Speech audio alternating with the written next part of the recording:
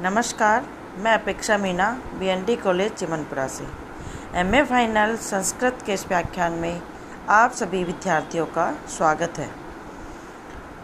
मैं आपको काव्य प्रकाश पढ़ा रही हूँ। काव्य प्रकाश के प्रथम उल्लास को मैंने पढ़ा दिया है। द्वितीय उल्लास के 22 सूत्र तक मेरे द्वारा आपको पढ़ा दिया था। आज हम उसी क्रम को आगे बढ़ाते हुए 23वें सूत्र से प्रारंभ करते हैं। 22वें सूत्र में हमें बताया गया था, हमने यहाँ तक पढ़ लिया था कि 22वें जो सूत्र था उसमें बताया गया था तत्र व्यापारो व्यंजनात्मक है। उस व्यंग्य रूप प्रयोजन के विषय में व्यंजनात्मक व्यापार होता है। यहाँ तक हमने पढ़ लिया था। अब अगला देखिए, अगला सूत्र यस्य प्रतीतिम अधातुम लक्षणा सम उपास्यते हले शब्दे गम्ये अत्र व्यंजना अपरा क्रिया।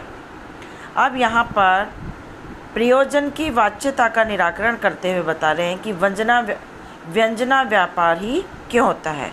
यहाँ पर कहते हैं यस्य प्रतीतिम अधातुम लक्षणा सम उपास्यते फले शब्दे गम्ये अत्र व्यंजना अपरा क्रिया। यस्य जिस प्रयोजन विशेष की प्रतीतिम धातु प्रतीति कराने के लिए लक्षणा समुपास्यते लाक्षणिक शब्द में क्या कह रहे हैं कि जिस प्रयोजन विशेष की प्रतीति कराने के लिए लाक्षणिक शब्द का आश्रय लिया जाता है। फले शब्दे गम्ये अत्र व्यंजना व्यापार क्रिया। फले अत्र शब्दे गम्ये अत्र क्या कह रहे हैं कि केवल शब्द से गम्य उस फल उस प्रयोजन के विषय में व्यंजना के अतिरिक्त शब्द का कोई और व्यापार नहीं हो सकता।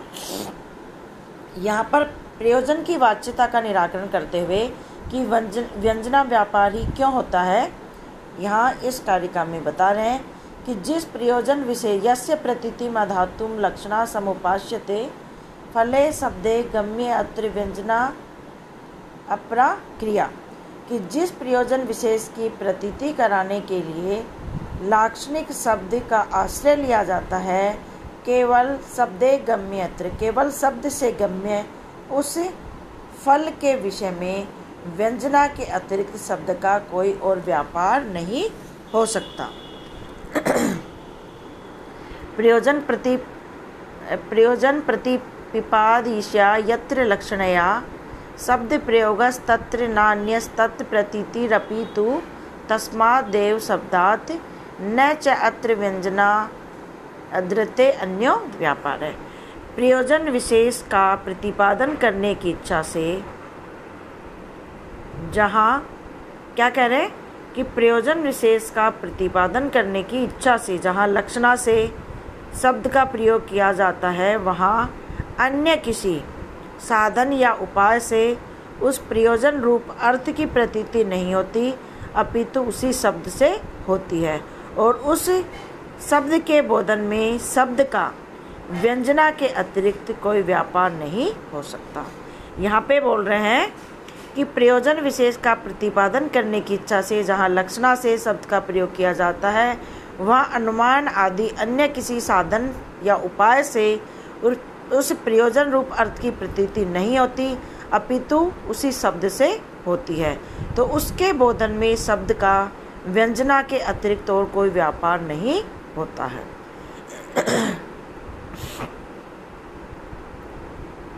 इसी बात को स्पष्ट करते हुए आगे कहा जा रहा है क्योंकि न अभिधा समया भावात, न अभिधा समया अभावात क्या कह रहे हैं, संकेत ग्रहण न होने के कारण, संकेत ग्रहण न होने से अभिधा वृत्ति नहीं है। इसी बात को स्पष्ट करते हुए है कि संकेत का ग्रहण न होने के कारण यहाँ पर प्रयोजन की बोधिका अभिधा वृत्ति नहीं है। गंगायाम घोषय इत्यादो ये पावनत्व आदियो धर्मास्तट आदौ प्रतीयन्ते न तत्र गंगा आदि शब्दा संकेतिताः। गंगायाम घोषय इत्यादि में जो पावनत्व आदि धर्म तट में प्रतीत होते हैं उनमें गंगा आदि शब्दों का संकेत ग्रह नहीं है, अतः अभिधा शब्द शक्ति से उसका ज्ञान नहीं हो सकता। आगे देखिए, हेत्वाभावान लक्षणा। अब यहाँ पर प्रयोजन की लक्ष्यता का निराकरण करते हुए कह रहे हैं कि हेत्वान भावान लक्षणा, कि उस लक्षणा के प्रयोजक मुख्यार्थवादी हेतु अभावान, हेतुओं के न होने से, हेतुओं के अभाव होने से लक्षणा भी नहीं हो सकती, कि लक्षणा के प्रयोजक मुख्यार्थवाद आदि तीनों हेतुओं के न होने से भी प्रयोजन की बोधिका लक्षणा नहीं हो सकती है। मुख्यार्थवाद आदि त्रयम हेतु, क्योंकि मुख्यार्थवाद के लिए तीन हेतुओं का क्या क्या, मुख्यार्थ का बाद होना, मुख्य अर्थ से उसका संबंध होना तथा रूढ़ि एवं प्रयोजन में से कोई एक, ये तीनों लक्षणा के कारण है, इन तीनों का होना जरूरी है। अतः वे तीनों यहाँ पर, तीनों ही हेतु यहाँ पर नहीं है। अतः प्रयोजन सामग्री के न होने से प्रयोजन का बोध लक्षणा से भी नहीं हो सकता है। लक्षणा के हेतुओं के अभाव में प्रयोजन का बोध लक्षणा से भी नहीं हो सकता है। अगला, तथा च लक्ष्यम न मुख्यम न अपि अत्र बाधो योगः फलेन नो न प्रयोजनम एतस्मिन् न च शब्दः स्क्लद गति। अब इस कारिका में कह रहे हैं कि लक्ष्यम न मुख्यम, तट रूप लक्ष्यम न मुख्यम न, लक्ष्यार्थ जो है वह मुख्य अर्थ नहीं है। न पियत्र बाधो, न उसका यहाँ बाद होता है, न योग है, और न उसका यहाँ पर फल के साथ कोई संबंध है। न प्रयोजनम एतस्मिन् न च शब्द स्क्लद गति, न प्रयोजनम एतस्मिन्, और इस प्रयोजन को लक्ष्यार्थ मानने में भी कोई प्रयोजन यहाँ पर नहीं है। शब्द स्क्लद गति, और प्रयोजन के विषय में लाक्षणिक शब्द स्क्लद गति, मुख्यार्थवाद आदि के बिना प्रयोजन के प्रतिपादन में असमर्थ या मुख्यार्थवाद आदि के बाद ही प्रयोजन के प्रतिपादन में समर्थ है। क्या कह रहे हैं कि लक्ष्यम न मुख्यम न पितृ बाधो योगे फलेन नो न प्रयोजनम एतस्मिन् न च शब्द स्क्लद गति, कि तट रूप यहाँ पर लक्ष्यार्थ मुख्य अर्थ नहीं है, न उसका यहाँ बाद होता है, और न उसका सत्य पावनत्व आदि फल के साथ उसका यहाँ पर कोई संबंध है, और न इस प्रयोजन को लक्ष्यार्थ मानने में यहाँ कोई प्रयोजन है, और न ही प्रयोजन के विषय में लाक्षणिक शब्द स्क्लद गति है। शब्द स्क्लद गति नहीं है, इसका अर्थ है कि गंगा शब्द सत्य पावनत्व रूप प्रयोजन को बोधित करने में बाधितार्थ नहीं है। बिना मुख्य अर्थवाद के भी वह सत्य पावनत्व को व्यक्त कर सकता है, इसलिए मुख्यार्थ का बाद होने पर वह सत्य पावनत्व को नहीं अपितु तट को ही बोधित करता है। यथा गंगा शब्द स्रोतसी सभात इति तटम लक्ष्यति, तद्वत् यदि तटे अपि सबाधः सा तत् प्रयोजनम लक्ष्येत, न च तटम मुख्यो अर्थः न अपि अत्र बाधः, न च गंगा शब्दार्थस्य तटस्य पावनत्वादे लक्षणीयः संबन्धः, न अपि प्रयोजने लक्ष्ये किंचित प्रयोजनम, न अपि गंगा शब्दस्तटम इव प्रयोजनम प्रतिपादितुम असमर्थ है। जैसे गंगा शब्द जल प्रवाह अर्थ में बाधित होता है, इसलिए लक्षणा से तट रूप लक्ष्यार्थ का बोध कराता है। तद्वत उसी प्रकार यदि तट में भी बाधित हो तब वह प्रयोजन को लक्षणा से बोधित कर सकता है। न च तटम मुख्य अर्थ है, परंतु न तो तट गंगा शब्द का यहाँ पे मुख्य अर्थ है, न अपि अत्र बाद है और न उसका बाद होता है। न च गंगा शब्दार्थस्य तटस्य पावनत्व आदि लक्षणीय संबंध है। गंगा शब्द के अर्थ तट का लक्षणीय पावनत्व आदि के साथ भी संबंध नहीं है, इसलिए नापि प्रयोजनीय लक्ष्य किंचित प्रयोजनम, इसलिए मुख्यार्थ के साथ लक्ष्यार्थ संबंध रूप लक्षण का जो दूसरा हेतु बतलाया गया है उसका भी यहाँ पर अभाव है। और तीसरा लक्षणा का हेतु रूढ़ि तथा प्रयोजन में से भी किसी एक की स्थिति का होना, उसका यहाँ पर खंडन किया जाता है। और न प्रयोजन को लक्ष्यार्थ मानने में यहाँ पर अन्य कोई प्रयोजन ही है। गंगा शब्द तट के समान प्रयोजन का प्रतिपादन करने में समर्थ है। गंगा शब्द तट के समान प्रयोजन का प्रतिपादन करने में स्खलित गति असमर्थ भी नहीं है, इसलिए भी प्रयोजन का बोध लक्षणा से नहीं हो सकता। अगला देखिए, एवं अपि अनवस्था स्यात् या मूल शय कारिणी। इस प्रकार क्या कह रहे हैं यहाँ पे, क्या बताया गया है कि इस प्रकार प्रयोजन को लक्ष्यार्थ मानना संभव नहीं है। इसीलिए यहाँ पर ये बता रहे हैं कि अनवस्था भय से भी प्रयोजन को लक्ष्यार्थ नहीं माना जा सकता। एवं अपि अनवस्था स्यात् या मूल शय कारिणी। इस प्रकार भी अनवस्था दोष आ जाएगा जो कि मूल का ही नाश करने वाला होता है। इस प्रकार यदि प्रयोजन लक्षित होता है तो उसे अन्य प्रयोजन से और उसे भी किसी अन्य प्रयोजन से लक्षित मानना होगा। इस प्रकार प्रयोजन की अविश्रांत परंपरा की कल्पना के कारण मूलभूत प्रथम प्रयोजन रूप प्रस्तुत अर्थ प्रतीति में भी बाधा डालने वाली अनवस्था होगी, मूल शय कारिणी होगी। अगला देखिए,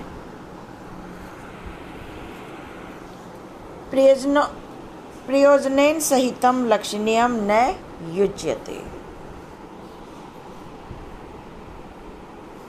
अब यहाँ तक इन्होंने इस चर्चा में ये मान लिया जाता है, सिद्धांत मान लिया गया है कि ज्ञान का विषय और उसका फल दोनों अलग अलग होते हैं। तब लक्षणाजन्य ज्ञान का विषय तट और उसका फल पुण्यत्व, मनोरत्व या सत्य पावनत्व आदि भी अलग अलग ही मानने होंगे। उनकी उत्पत्ति समकाल में मानना किसी प्रकार से संभव नहीं है, इसलिए विशिष्ट लक्षणा का सिद्धांत भी नहीं माना जा सकता। इसलिए इस कारिका में देखिए बता रहे हैं, प्रयोजनेन सहितम लक्षणीयम न युज्यते। प्रयोजन के सहित लक्ष्यार्थ, प्रयोजन के सहित सत्य पावनत्व आदि विशिष्ट तीर को लक्ष्यार्थ या लक्षणीय मानना भी संगत नहीं है। क्या कह रहे हैं कि प्रयोजन के सहित लक्ष्यार्थ मानना भी संगत नहीं है।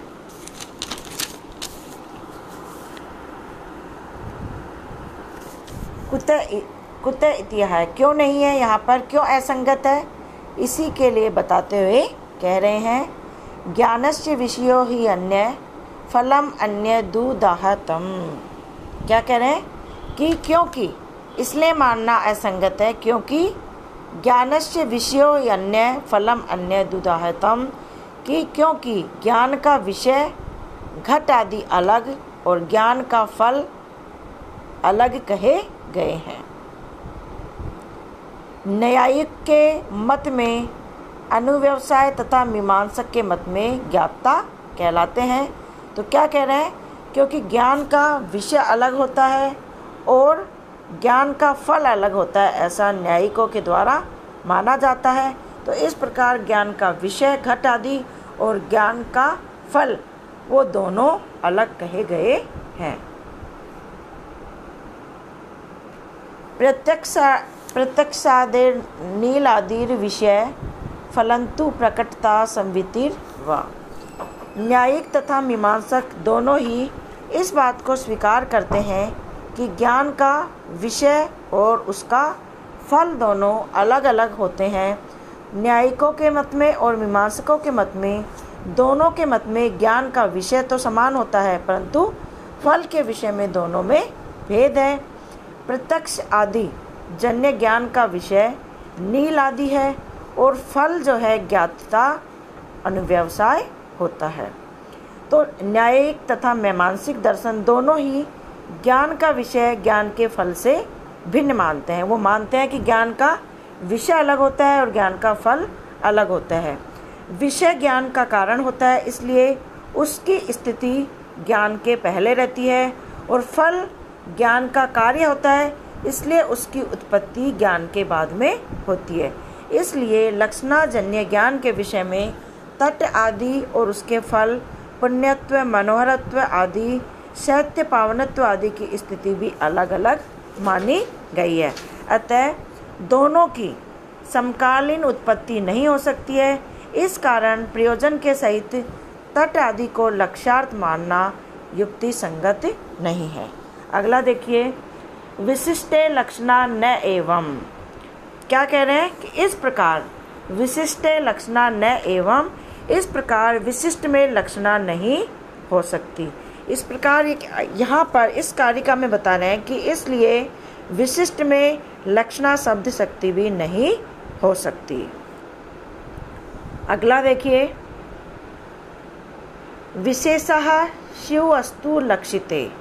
लक्षित अर्थ में विशेष हो सकते हैं, अर्थात पहले लक्षणा से केवल तत् की उपस्थिति होने के बाद लक्षणामूलक व्यंजना से उस तट आदि रूप लक्ष्य अर्थ में शैत्य, पावनत्व आदि प्रयोजनों की प्रतीति हो सकती है। तट आदि रूप लक्ष्यार्थ में जो पावनत्व आदि विशेष प्रयोजनभूत धर्म प्रतीत होते हैं, वे अभिधा, तात्पर्य तथा लक्षणा से भिन्न व्यापार से गम्य है, और व्यंजना, ध्वनन, धोतन आदि शब्दों से वाच्य वह व्यंजना व्यापार अवश्य मानना चाहिए। उसके बिना प्रयोजन आदि का बोध नहीं हो सकता। इस प्रकार एवं लक्षणा मूलम व्यंजकत्वम उक्तम। इस प्रकार यहाँ पर इस सूत्र तक लक्षणा मूलक व्यंजना का वर्णन किया गया है। अब लक्षणा मूलक व्यंजना का वर्णन यहाँ पर समाप्त होता है। तो आज के वीडियो में इतना ही। आप इसे घर पे पढ़ें अच्छे से, और कल के वीडियो में पुनः आपसे भेंट होगी। तब तक के लिए धन्यवाद।